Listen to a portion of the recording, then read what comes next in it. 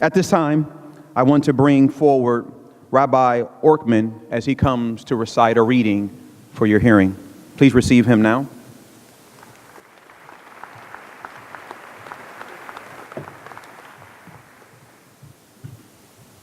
Thank you. Don't worry, I didn't bring this cup with me to have a l'chaim, to have a drink. There's no alcohol here. But I'm going to be using it as a charity box, because I always begin with a goodness, act of goodness and kindness to put charity into this temporary charity box.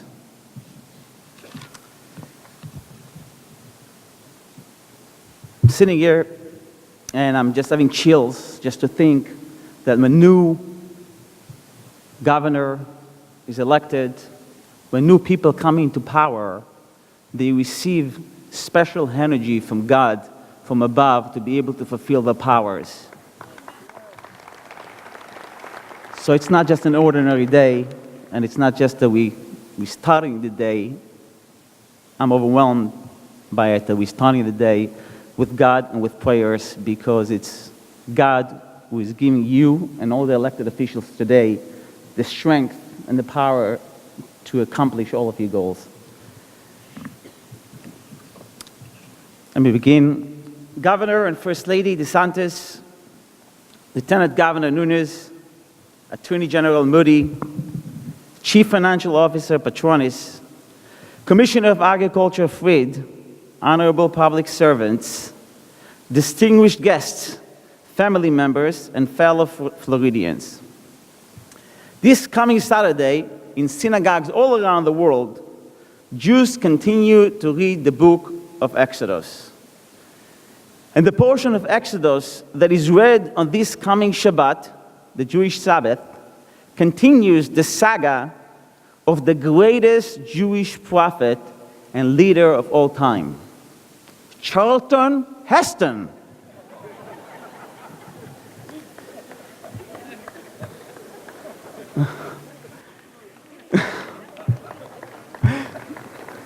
But in all seriousness, my friends, I would like to talk today about the Moses of history, not Hollywood. And what lesson for our reality we might learn from him today.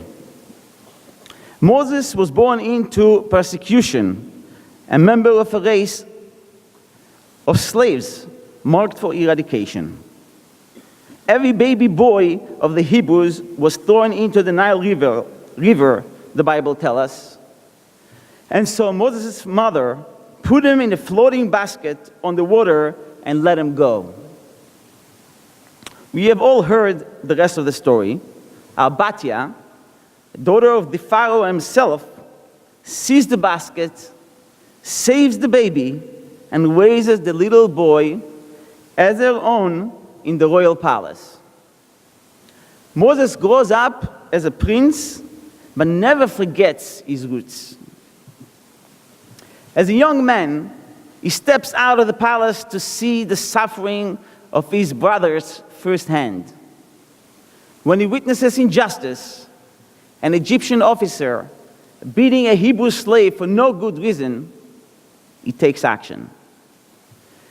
He kills the attacker to defend the innocent. It is a scandal. He's slated for execution, but he escapes by a miracle and flees to another country, where again he sees injustice and takes action. A few young women herding their father's sheep are attacked by local men. Moses takes a stand and fights them off. Moses goes on to become the greatest Jewish leader of history. The man called by God himself to deliver the Torah, God's manual of morality to the Jewish nation, and by extension, to the entire world. Yet the Torah described Moses as the humblest of all men upon the face of the earth. Let us probe that for a moment. How could the greatest leaders see himself as ordinary? To understand this, we must understand what is meant by humility. Rabbi Menachem Mendel Schneerson, the Lubavitcher Rebbe, whose emissaries are here today, explains that contrary to the conventional wisdom, humility does not always mean staying out of sight or living a simple life. Humility can also mean moving ourselves out of our own way, allowing the skills and talents gifted to us by God to shine. Moses never thought, I'm such an hero. He just knew what was right, and he knew what to do when he saw what was wrong. That is why humility and public service do not have to contradict one another. You can be a leader with humility. You can lead your community, your family, and your own life by realizing and utilizing the talents you have given by God and not hiding or being shy. When you realize that your powers and talents are not your own, but come to you from God, then you have humility, public service, and leadership all in one. My friends, the state of Florida is blessed with sincere and humble leaders, our new governor-elect, our new lieutenant governor, and our new cabinet, and many others honorable public servants, men and women who put others first and sacrifice a great deal so as to lead. And so I would like to offer a prayer.